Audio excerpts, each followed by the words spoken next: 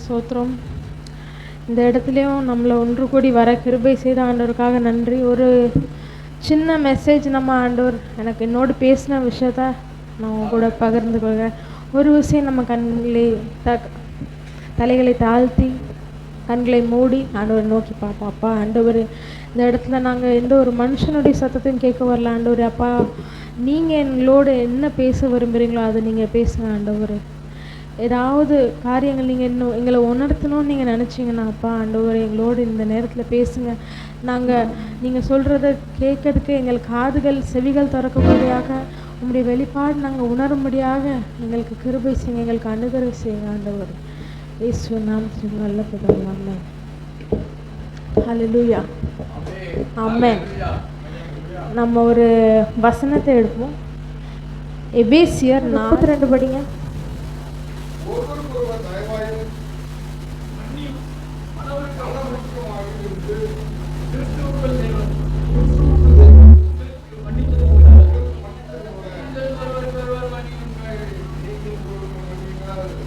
ஆமென். இன்றைக்கு ஆண்டவர் எனக்கு பேசின ஒரு வார்த்தை இது. இன்றைக்கு இல்லை, ரொம்ப நாளாக மன்னிக்கணும்னு நம்ம ஆண்டவர் சொல்லியிருக்கிறார் நிறைய வாட்டி நம்மளோடு. பேதுரு வந்து கேட்குறான், என் சகோதரன் எனக்கு விரோதமாக எத்தனை வாட்டி பாவம் செய்யும்போது நான் மன்னிக்கணும்? ஒரு வாட்டி 2 வாட்டி சொல்ல 70 தடவை மன்னிக்கணும்னு சொல்லியிருக்கிறாரு. அது கொஞ்சம் கடினமாக தான் இருக்கிறது நம்மளுக்கு. அதுக்கு ஆண்டவருக்கு அடுத்து இருந்த முதல் ரோல் மாடல் எங்கள் டேடி மம்மி தான். ஒரு காரியத்தில் ரொம்ப பெரிய காரியம் நடந்ததும் விரோதமாக எல்லாரும் எழும்பும்போது கூட அவங்கள மன்னித்து அதை மறந்து திரும்பி சந்தோஷமாக அதே இடத்துல இருக்க, அதே மாதிரி அவங்கள பார்க்கறதுக்கு ஆண்டவர் அவங்களுக்கு அனுபவம் செய்தார். ஆண்டவரும் நம்மளுக்கு அப்படி தான் சொல்லுகிறார். சில நேரம் சில காரியங்கள், சிலருடைய வார்த்தைகள், சிலருடைய செயல்கள் நம்மளுக்கு வந்து ரொம்ப பாரமாகவும் ரொம்ப கசப்பும் நிறைந்த நம்ம இருதயத்தில் நிறைக்க காரியங்களாக இருக்கும். ஆனால் நம்ம அதில் 2 காரியம். ஒன்று, அந்த ஆட்கள் செய்த காரியங்களால நம்ம அதை பாதிக்கப்படுறோம். இன்னொன்று, அந்த கசப்பை நம்ம மனசில் வச்சு நம்மளை நாமே பாதிக்கிறோம். ஒரு ஊழியக்காரர் வந்து ஆந்திராவில் கொலை பண்ணிட்டு அவங்கள வந்து ஆக்சிடெண்ட் மாதிரி காட்டியிருக்காங்க. அந்த பைக்கில் போயிருக்கிறாரு, அவர் ஆக்சிடெண்ட் மாதிரி காட்டுறாங்க. ஆனால் அவரை கொலை செஞ்சுருக்கு. தலையில் மட்டும் அடிபட்டிருக்கு, வேறு எங்கேயும் அடியில். எல்லாம் அந்த மனைவி சொல்கிறாரு, நாங்கள் இவங்களுக்கு விரோதமாக எதுவும் செய்யலை, ஆண்டவர் எங்களுக்கு மன்னிக்க தான் சொல்லி கொடுத்துருக்குறாரு. நான் அவரை மன்னிக்கிறேன், செய்த யாராக இருந்தாலும் சரி. ஆண்டவர் எனக்கு சொல்லி கொடுத்த ஒரே ஒரு விஷயம் வந்து மன்னிக்கிறது அப்படின்ட்டு தன் கணவர் இழந்ததுக்கப்புறமும் அந்த ஒரு இருதயத்தை அது வெறும் ஆண்டவரால் தான் மட்டும்தான் கொடுக்க முடியும், எந்த ஒரு மனுஷனாலையும் கொடுக்க முடியாது. கிரேம் ஸ்டேன்ஸை நம்ம பார்க்குறோம், அவங்க புருஷனையும் பிள்ளைகளையும் இழந்ததுக்கப்புறம் கூட அவங்க என்ன சொன்னாங்கன்னா, நான் மன்னிக்கிறேன் உங்களை. அப்போ அந்த ஆந்திராவில் இன்னும் ஆண்டவரோட விதை விதைச்சிருக்கு. இன்னும் நிறைய அதே ஊழியக்காரர்கள் நிறைய விடாலாக எலும்ப போடுவாங்க அப்படின்னு நம்ம விசுவாசிக்கிறோம். நமக்கு அது இலவசமாக கொடுக்கப்பட்டிருக்குது மன்னிப்பு. அப்போ நம்ம இலவசமாக அதை கொடுக்கணுன்ட்டு நம்மளுக்கு ஆண்டவர் சொல்லுகிறார். நம்ம ஆண்டவருடைய பிரார்த்தனை என்ன சொல்லியிருக்கிறது? Our father who art in heaven hallowed be. அதில் என்ன எழுதியிருக்குன்னா, நாங்கள் எங்களை கடனாளிகளை மன்னிக்கிறது போல. கடன்னா எந்த கடன்? இந்த காசு கடன் மட்டும் இல்லை, எந்த ஒரு பாவத்தையும் நாங்கள் மன்னிக்கிறத போல ஆண்டவரே எங்களை மன்னிங்க அப்படின்னு சொல்லியிருக்கு. ஸோ அந்த விஷயத்தில் நம்ம ஆண்டவருக்கு ஒரு ஆப்பர்ச்சுனிட்டி நமக்கு இருக்குது, மன்னிக்கிறதுக்கும் ஒரு ஆப்பர்ச்சுனிட்டி இருக்குது. இல்லைன்னா அந்த கஷ்டப்பை நம்ம மனசில் வச்சு யோசித்து அதை பண்ணுறதுனால அவங்களுக்கு எந்த பாதிப்பும் இருக்காது. சத்துருக்கும் ஒரு வழியை நம்ம ஆயத்த பண்ணி கொடுத்துரும். நம்முடைய இருதயத்தில் கசப்புன்னு ஒரு கசப்பு, பாரம், பொறாமை, வெறுப்பு, அது என்ன பண்ணுறதுன்னா ஒரு டோரை ஓப்பன் பண்ணி கொடுக்குறது சத்துருக்கு, ஈஸியாக நுழையிறதுக்கு. ஆமாம், நீ இன்னும் கோவப்படு, இன்னும் பேசு, இல்லைன்னா அப்படி ஆயிரும் அப்படின்னு சொல்லி சத்துருக்கு ஒரு டோர் ஓப்பன் பண்ணுது. அதனால் நிறைய பேர் வந்து வியாதி படிக்க ஆகிறாங்க. நிறைய ப்ரெஷர், நிறைய கசப்புகள் வரும்போது என்ன ஆகுது? நம்ம உடம்பு உதுக்குது, நம்மளுக்கு நிறைய வியாதிகள் வருதுன்னு ஆண்டவர் சொல்லுகிறார். ஸோ நம்ம அந்த கசப்பு, விரோதம், கோபம், போகிறோம் திருப்பி ரிவெஞ்ச் எடுக்கிறது, தமிழில் என்ன சொல்லுவாங்கன்னு தெரில எனக்கு, பழி வாங்குறது. ஆண்டவர் சொல்லுறார், பழி வாங்குறது என்னுடையது, நீ அதில் எதுக்கு நிற்க அப்படின்ட்டு. நம்ம சுயத்தில் இருந்தோன்னா நான் பழி வாங்குவேன் அப்படின்னு நிற்போம். ஆனால் ஆண்டவர் என்ன சொல்கிறாரு, பழி வாங்குறது என்னோடது, நீ நடுவில் எதுக்கு நிற்கிற? அந்த பேர்டனை ஆண்டவர்கிட்ட நம்ம கொடுப்போம். ஸோ மன்னிக்கிறது நம்மளால் முடியும், ஆனால் ஆண்டவர் நம்மளுக்கு ஹெல்ப் பண்ணுவார். ரோமர் எழுதின புஸ்தகத்தில் 12:19 படிப்போம். 19லேருந்து 21. ரோமர் 12:19லேருந்து 20. 12:19லேருந்து 21.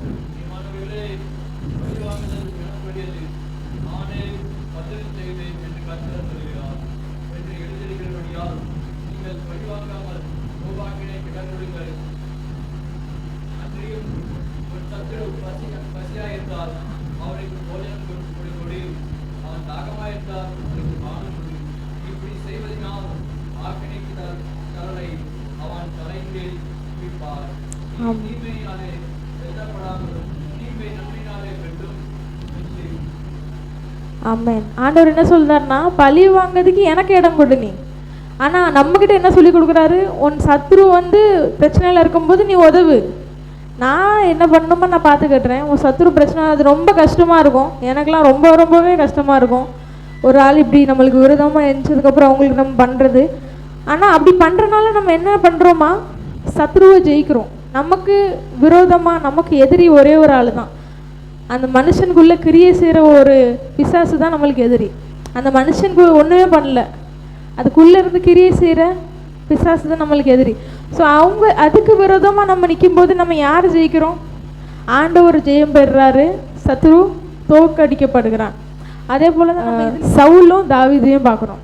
தாவீது என்ன பண்ணுறாரு, நல்லது தான் பண்ணார். ஆனால் பவுலுக்கு அது பொறாமையை கொண்டு வருது. எப்படியாவது நான் கொல்லணும், எப்படியாவது நான் அழிக்கணும்னு சுற்றுறாரு. ஆனால் தாவீது நல்லது மட்டும் தான் பண்ணார். கொல்லதுக்கு கையில் கத்தி வரும்போது கூட என்ன பண்ணார், நான் இன்னும் மன்னிக்கிறேன், நான் ஆண்டவரே உமக்கு விரோதமாக நான் எப்படி பண்ண முடியும் அப்படின்னு சொல்லி தூரத்தில் போய் சொல்லிட்டு போவார். அப்போ ஆண்டவர் நமக்கு விரோதமாக சில பேர் எழும்பும்போது கொஞ்ச நேரம் பக்கத்தில் வச்சு பார்ப்பாரு. சரி இவன் திருந்துவான், சவுல் திருந்துவான்னு வச்சு பார்ப்பாரு. கொஞ்ச நேரத்துக்கு அப்புறம் திருந்துற மாதிரி இல்லைன்னா என்ன பண்ணுவார், ஆண்டவரே ஒப்பு கொடுத்துருவார். சவுல் கடைசியில் என்ன ஆனார், தற்கொலை பண்ணி செத்தார். கொஞ்ச நேரம் டைம் கொடுத்து பார்ப்பார், உங்களுக்கு விரோதமாக ரொம்ப பேர் எழும்பிட்டே இருக்காங்களா, சரி ஒரு டைம் சான்ஸ் கொடுக்கலாம், 2 டைம் சான்ஸ் கொடுக்கலான்னு ஆண்டவர் அவரை விட்டு வைப்பார். அவங்கள 3ஆவதோட 4ஆவதோட உங்களுக்கு விரோதமாக இருந்தால் ஆண்டவர் என்ன பண்ணுவார், என் பிள்ளைக்கு ரொம்ப விரோதமாக எழுந்திக்கிறான்ட்டு ஒப்பு கொடுத்துருவார் சத்ருவையில். அதனால நீங்கள் ஆண்டவருக்கு அந்த இடத்த கொடுங்க, ஆண்டவர் அதை பண்ணுறதுக்கு. அப்போ நம்ம என்ன கொடுக்குற, நம்மளும் சொல்லி கொடுத்தது ஆண்டவர் அவங்க விரோதிக்கு நேசிக்கிறதும் அவங்க கஷ்டத்தில் இருக்கும்போது ஹெல்ப் பண்ணுறதும். நம்ம சபிக்கிறதுக்கு அழைக்கப்படல, ஆசீர்வாதத்துக்கு அழைக்கப்படுறோம். நம்ம எந்த சொல்லுமோ அதை நடக்கும்னு எழுதியிருக்கு. ஆனாலும் ஆண்டவர் என்ன எதிர்பார்க்க, நம்ம சபிக்கக்கூடாது, ஆசீர்வதிக்கணும் தான் எழுதியிருக்கிறார். அப்போ நீங்கள் நினைக்கிறீங்களா, நீங்கள் ஒரு ஆளை கெட்டது பண்ண உடனே நீங்கள் அவங்களுக்கு நல்லது பண்ணால் அவங்கள ஆசீர்வதிச்சா உங்களை பார்க்குற ஆண்டவர் சும்மா இருப்பார் நீங்கள் நினைக்கிங்களா?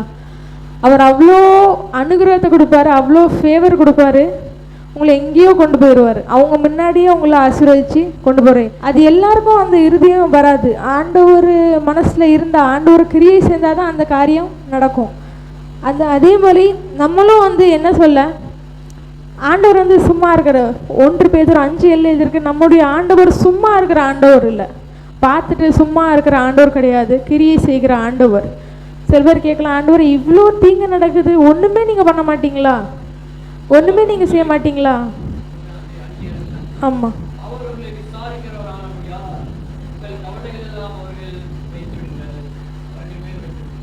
ஆமென். அவர் உங்களை விசாரிக்கப்படினால் உங்கள் கலவரையெல்லாம் அவருக்கு மேலே வச்சுக்கொள்ளுங்க. 5:7. அதனால அவர் நம்ம சும்மா பார்த்துட்டு இருக்க ஆண்டவர் கிடையாது, கிரியை செய்கிற ஆண்டவர். அதே போல் நம்ம எதிரி யார், நம்மளுடைய எதிரி யார்?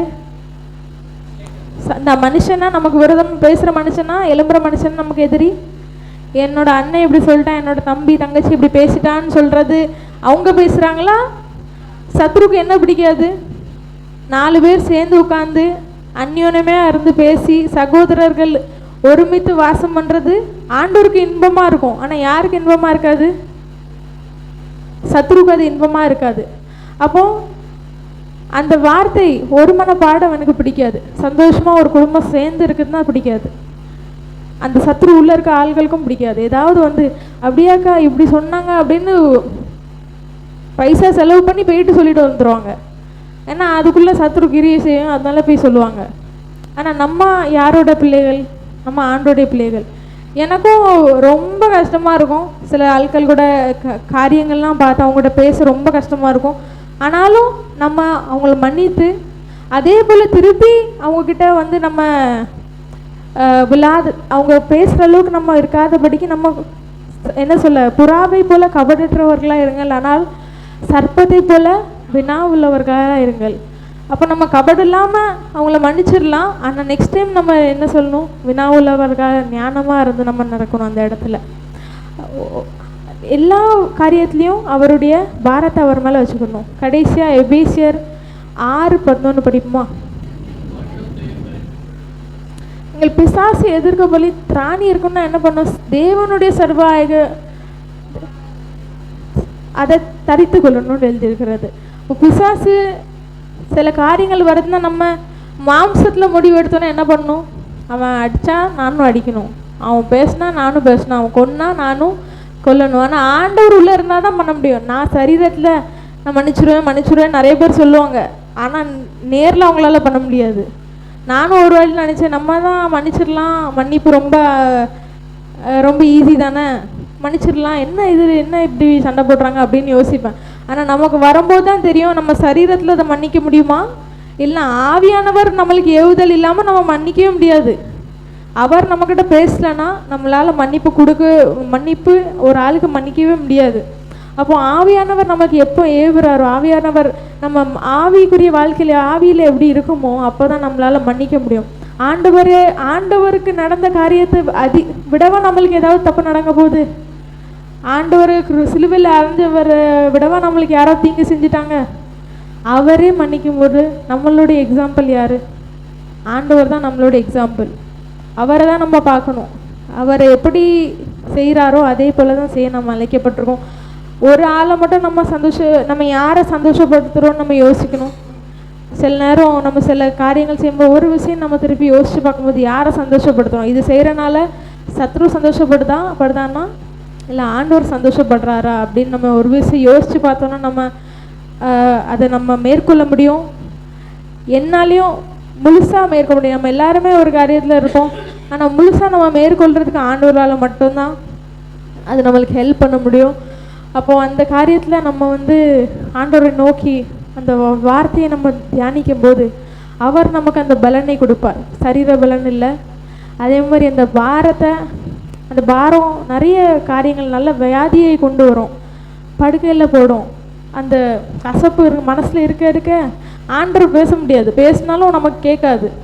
அப்போ அதை நம்ம விட்டுட்டு நம்மளே தண்டிக்கக்கூடாது. ஒரு தண்டனை அந்த ஆள் பண்ண தண்டனை, இன்னொரு தண்டனை நமக்கே கொடுக்குற தண்டனை என்னன்னா அதை யோசிச்சு மண்டவலி எல்லா வலியும் வந்துடும். ஏன்னா நம்மளுடைய அழைப்பு பெருசாக இருக்கிறது. அதில் இந்த மாதிரி காரியங்கள் நம்மளை இடரலாக வராதபடிக்கு ஆண்டவர் என்னோட பேசின வார்த்தைகள் எல்லாமே இந்த வசனத்தையும் இந்த பிரச்சாரத்தையும் இந்த மெசேஜையும் ஆசீர்வதிப்பார். ஆமென் ஆமென் हालेलुया. இந்த வார்த்தை ये जो वचन है मैं 100% परफेक्टா ஆயிட்டேன்னு சொல்லல, मैं 100% ठीक हो गया करके नहीं बोला. हालेलुया. அது ஒரு பெரிய நல்ல ஒரு முன் உதாரணம். वो एक बहुत बड़ा उदाहरण है. I am perfect, मैं सही हूँ அப்படிங்கிற ஒரு கமெண்டான வார்த்தை இல்ல. ऐसे गर्व की बात नहीं है. பரிசுத்த வாழ்க்கையில पवित्र जिंदगी में நம்ம எல்லாரும் ஒவ்வொரு நாளும் ஒவ்வொரு ஸ்டெப்பா முன்னேறிக்கிட்டு இருக்கோம். हम एक हर दिन हर एक அவன் நம்மள விசாரிக்கிறபடினாலே वो हमें पूछताछ करता है. நம்முடைய கவலைகளை யார் மேல தூக்கிக்கணும்? हमारे बोझ किसके ऊपर रखना है? அவர் மேல தூக்கி ஆண்டவர் மேல வச்சிரணும். उनके पास रखना है. வருத்தப்பட்ட பாரம் சுமக்கிறவர்களே, बोझ उठाए हुए थके हुए लोग, நீங்கள் எல்லாரும் என்னிடத்தில் வாருங்கள், सभी मेरे पास आओ, நான் உங்களுக்கு இளைப்பாறுதல் தருவேன். मैं तुम्हें तसल्ली दूंगा.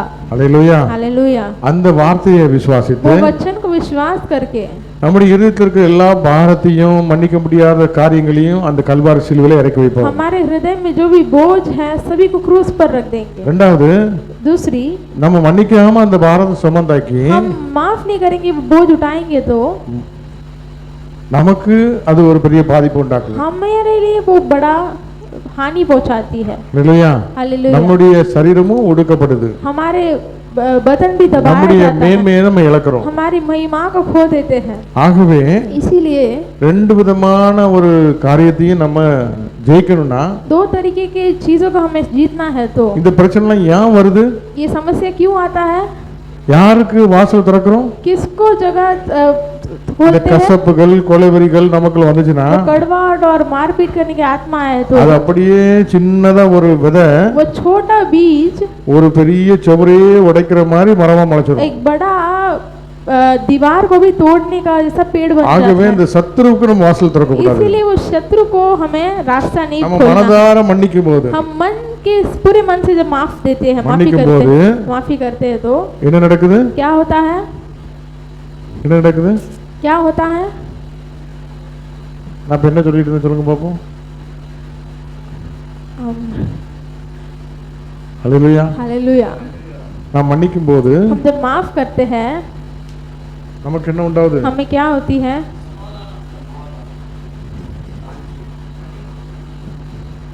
எவ்வளவு குழப்பது பாத்தீங்களா நம்மளே?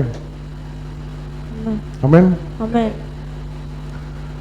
நம்முடைய வாழ்க்கையில हमारी जिंदगी में நமக்கு ஒரு விடுதலை வேணும்னா, हमें एक छुटकारा चाहिए तो நம்ம சரீரத்துல ஒரு விடுதலை வேணும்னா, हमारे शरीर में एक छुटकारा चाहिए. நம்முடைய சுவாபத்துல வாழ்க்கையில हमारे स्वभाव में जिंदगी ஒரு में நன்மை நடக்கணும்னா, एक भलाई होना है तो சத்துருக்கு வழி திறந்து வைக்கணும்னாச்சுன்னா இந்த கசப்பை சுமந்துட்டு அலையலாம். शैतान को वो रास्ता खोल के देंगे तो वो कड़वाहट क्रोध लेके आएगा. நம்ம அந்த வாசல் திறந்து வைக்க हम வேண்டாம். वो दरवाजा नहीं खोलेंगे. இந்த உலகத்துல इस दुनिया में பெர்ஃபெக்ஷனா வாழ்றவங்களுக்கு सही जो जीते हैं சின்ன விஷயம் கூட தாங்க முடியாது. छोटी चीज भी वो नहीं सह पाते हैं. பல தப்புகள் பண்றவங்க ஓகே இட்ஸ் ஓகே நானும் உன்னை மாதிரி தான் அப்படிங்கிற மாதிரி போவோம். बहुत गुनाह जो करता है वो चलता है मैं भी तेरे ஆனா जैसा ही நேர்மையா हूं. நடக்கிறவங்களுக்கு लेकिन जो धार्मिकता से चलते हैं அவங்களுக்குனே ஒரு கமெண்ட் உண்டு. उनको ही एक गर्व होता है. ஒருத்தர் நீ விரல் நீட்ட கூடாதுன்னு. कोई भी हाथ उठाकर कोई बोलना नहीं அதையும் தாண்டி அப்படி ஒரு அநியாயமா நம்மகிட்ட வம்புழுத்தானா उसे भी पार करके अन्याय से कोई हमसे அந்த जगह करे கோபத்தை तो எப்படிங்கிறது நமக்கு தெரியும். वो कार्य क्या होगा करके हमें पता है. அவங்க அதிகமா கோபப்படுவாங்க. उसको वो बहुत क्रोध करते हैं. அது சாத்தானுக்கு ஒரு வாசல் திறக்கிற மாதிரி. और शैतान को एक जगह खोल कर देता है. ஆண்டவருடைய வசனம் என்ன சொல்லி இருக்கிறது? प्रभु का शास्त्र में वचन क्या लिखा है? ஹalleluya. हालेलुया. நம்ம என்ன பண்ணணும்? हमें क्या करना है? எபேசியர் 7ல என்ன சொல்லி இருக்குது? एफिसियों 7 में क्या लिखा है? 4:7 में 4:32ல 4:32 में ஒருவருக்கு ஒரு தயவாயும் மனதுருக்கமாயும் இருந்து கிறிஸ்துவுக்குள் தேவன் உங்களுக்கு மன்னித்தது போல நீங்கள் ஒருவருக்கு ஒரு மன்னிங்கள்.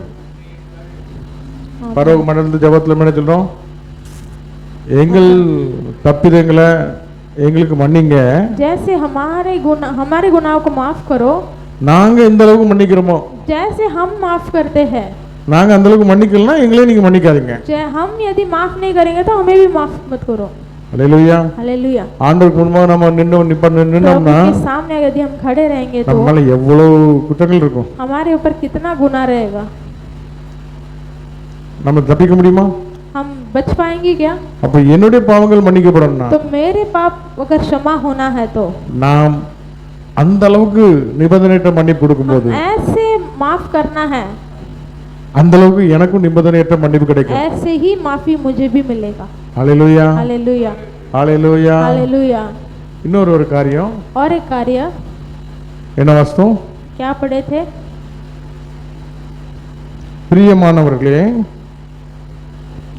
ரோமர் 12ஆம் அதிகாரம் रोमर 19-20. பழி வாங்குறது எனக்குரியது, நானே பதில் செய்வேன் என்று கர்த்தர் சொல்கிறார். நீங்கள் பழி வாங்காமல் கோபாக்கினைக்கு இடம் கொடுங்கள். ஹalleluya. हालेलुया. ஹalleluya. हालेलुया. ரோமர் 12 12 में 19-21.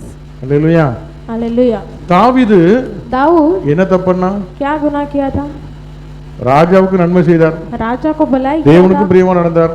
प्रभु के लिए भी प्रिय था, ஆனா लेकिन அந்த ராஜா விரட்டி விரட்டி செவரோட ஈட்டி குத்த பார்க்க वो रोज राजा पीछे दौड़ा के उसको मारना चाहता था। எதிரிய அடிச்சு நொறுக்குக்கு தான் ராணுவம் வச்சிருக்கா, அந்த ராணுவத்தை கூட்டிட்டு இவனை அடிக்க காலை தான் காட்டுல. विरोधी को मारने के लिए वो सेना थी, सेना उठाकर राउत को मारने के लिए निकलता है, ஆனா ஆண்டவர் लेकिन प्रभु தாவீது கிட்ட ஒப்பு கொடுக்கிறார், दाऊद के हाथों में देता है சவுலை போட்டு தள்ளுறதுக்கு. साउल को मारने के लिए। ஆனா தாவீது என்ன சொல்றான், लेकिन दाऊद क्या कहता है, என் தகப்பனே, हे मेरे पिता, அல்லேலூயா. हालेलुया। இந்த தெல்லு பூச்சி அடிக்கா இவ்வளவு தூரத்துல வந்திருக்கீங்க, ये जो छोटे कीड़े को मारने के लिए इतना सेना लेके आए हैं, என்னைய கொல்றதுல உனக்கு என்னப்பா பெருமை मुझे मारने में क्या उन्नति मिलता है तुम्हें। அப்படி சொல்லி கத்தி பக்கத்துல இருக்கான் சொன்னா, உன் எதிரி உன்னை கொல்லக்கு வந்திருக்கான், அவனை போடுறதுக்கு சரியான நேரம் அப்படி சொல்றான். उसके जो साथ रहने वाले बोलता है ये विरोधी मारने आया, इसको अभी मार दे, तू चांस मिला है। உடனே இந்த தலையை வெட்டினானா, तुरंत वो मारा क्या, सर काटा क्या उसका, வெட்டல. नहीं काटा। ஷார்ட்கட்ல போய் ராஜாவா உட்காண்டானா, ऐसे ही शॉर्टकट में राजा बन गया था क्या, இல்ல. नहीं बना। அல்லேலூயா. அந்த எதிரியை பார்த்து தகப்பனேன்னு கூப்பிடுறான். वो विरोधी को देख के पिता करके बुलाता है। எத்தனையோ வாய்ப்புகள் கொடுத்தோம், कितना भी चांस दे, சவுல் ராஜாவுடைய உள்ளத்துல அந்த கசப்பு போகல, साउल राजा के हृदय में कड़वा விரோதம் போகல, और वो विरोधी नहीं गया, அவன் அழிக்கணும் அழிக்கணும் சொல்லி அவனே அழிஞ்சு போயிட்டான். उसे नाश करूंगा बोल के खुद नाश हो गया। அதனாலதான் ஆண்டவர் சொல்றாரு, इसीलिए प्रभु कहता है, பிரியமானவர்களே, हे धार्मिक, பழி வாங்குறது என்னுடைய வேலை, जो मैं विरोध करना मेरा है, நானே பதில் செய்வேன். मैं ही उत्तर दूंगा, நீங்கள் பழி வாங்காமல் तुम विरोध मत करो, கோப ஆக்கினைக்கு ஒப்பு கொடுங்கள்.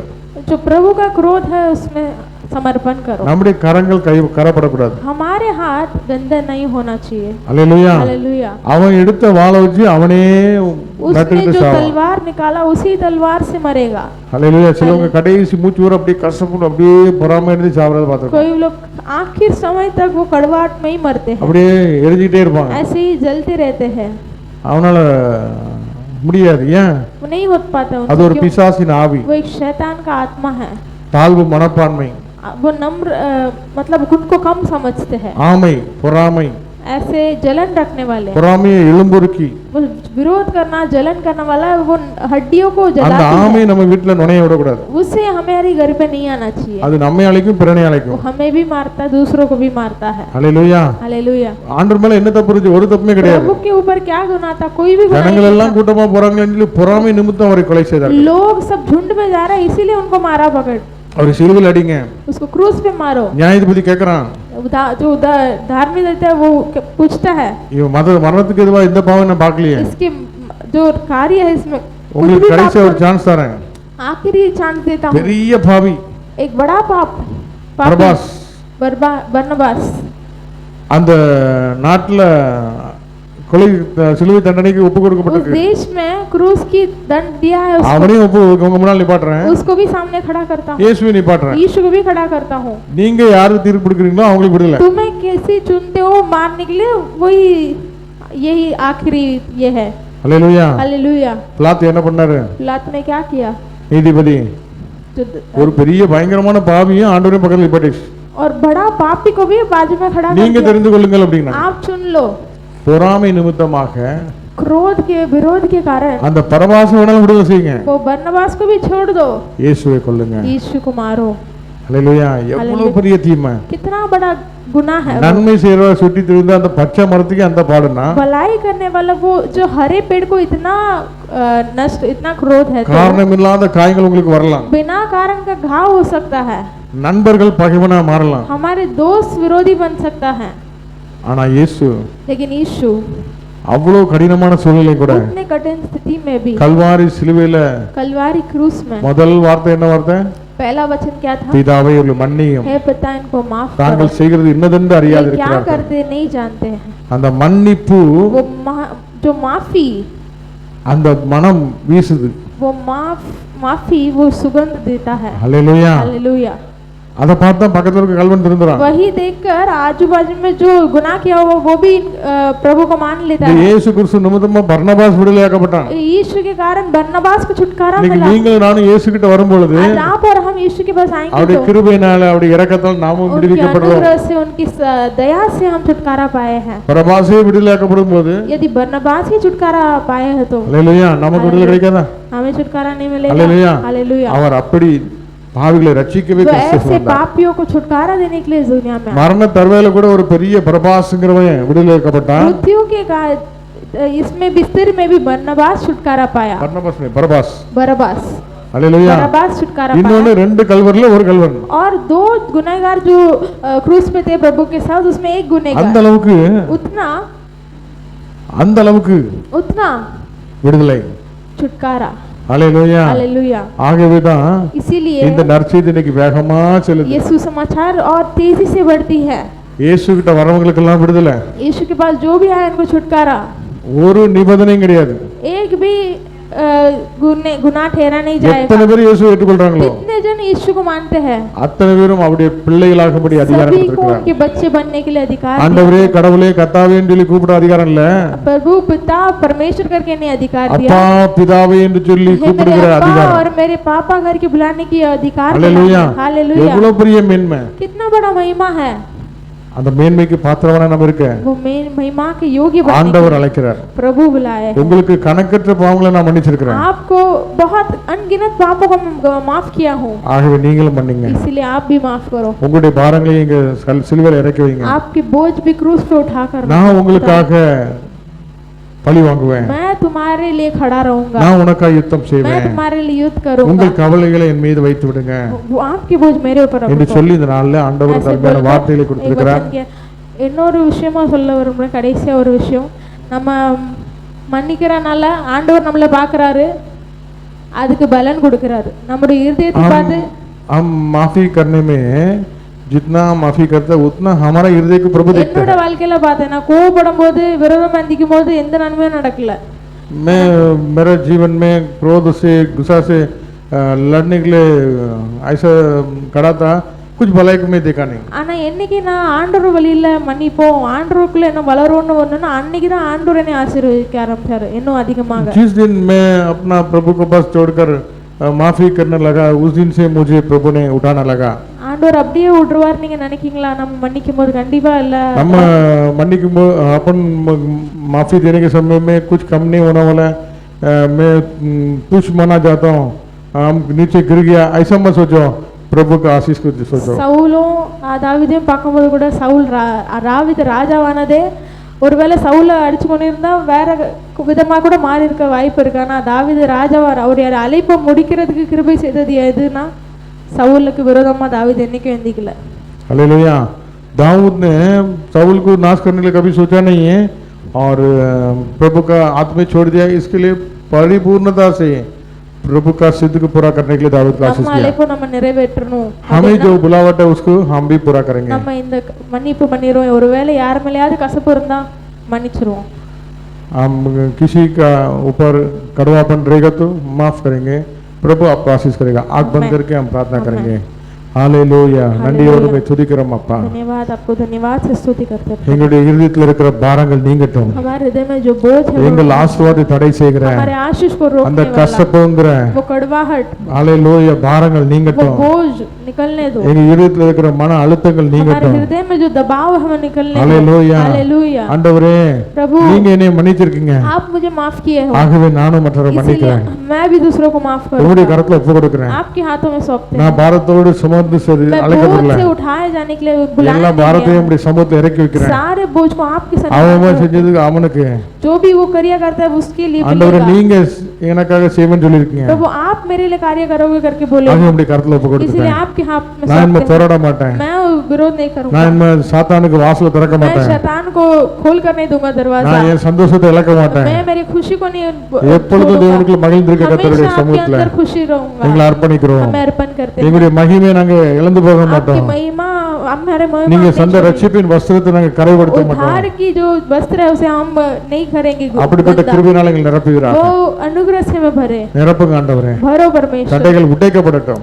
जो बंधन है वो तो तोड़ने दो। இயேசுவின் நாமத்தால் यीशु के பிசாசு नाम கிரியைகள் से அழிக்கப்படட்டும். सारे शैतान क्रिया नाश हो रहा है। ஓ ஹalleluya. हालेलुया। இப்பொழுது ஒரு விடுதலை உண்டாகட்டும். अभी एक छुटकारा। சிந்தையில போராடுகிற सोच போராட்டங்கள் में மாறட்டும். जो करती है, सोच में जो लाती शैतान ஜென்ம की क्रिया சாபங்கள் மன்னிக்க முடியாதுங்கிற எல்லா விதமான அரண்கள் உடையட்டும். और जो पीढ़ी पीढ़ी श्राप सारे बंधन को हम तोड़ दे यीशु के नाम से। இயேசுவின் நாமத்தினாலே यीशु के नाम से। பஞ்சு போல வெண்மையாக்குங்க ஆண்டவரே. और वो कॉटन के जैसे सफेद बनाओ परमेश्वर। आमेन। இயேசுவின் நாமத்தினாலே यीशु के नाम से। ஹalleluya. வியாதிகள் हालेलुया। நீங்கட்டும். सारे बीमारियां निकलने பிரஷர் दो। சுகர் நார்மல் प्रेशर ஆகட்டும். शुगर नॉर्मल होने दो। எல்லாவற்றையும் உம்முடைய கரத்துல அர்ப்பணிக்கிறோம் सारी அப்பா. चीज आपके हाथों में सौंपते हैं। எனக்கு ஆண்டவர் எவ்வளவு நன்மை प्रभु செய்திருக்கிறார். मेरे लिए कितना எவ்வளவு भलाई மன்னித்திருக்கிறார். कितना माफ किया, எவ்வளவு என்னை कितना நேசித்திருக்கிறார். हमें प्रेम किया, எவ்வளவு என்னை தேடி வந்திருக்கிறார். कितना मुझे ढूंढ कर என்னை आया, பாவின்னு இந்த உலகம் சொன்னாலும் पापी करके इस என்னை दुनिया பிள்ளைன்னு वाले சொல்லி கூப்பிடுற முடிய அன்புக்காக நன்றி ராஜா. बच्चे करके बुलाए, आपके प्रेम के लिए धन्यवाद உமக்கு प्रभु। நன்றி ராஜா. आपको धन्यवाद प्रभु। அப்படியே எங்க வாழ்க்கையில அற்புதம் செய்யுங்க ऐसे ही ஆண்டவரே. हमारी जिंदगी को நாங்களும் बुलाए, சாட்சியா அந்த இடத்துல நிக்கணும் हमें भी அப்பா. एक गवाही के रूप में खड़ा எங்களுக்கு करें। அப்படிப்பட்ட சிந்தையினால் நிரப்புங்க. ऐसे सोच से मुझे भरो எங்க परमेश्वर। மாம்ச சிந்தைகள் அழியட்டும். हमारे मांस की जो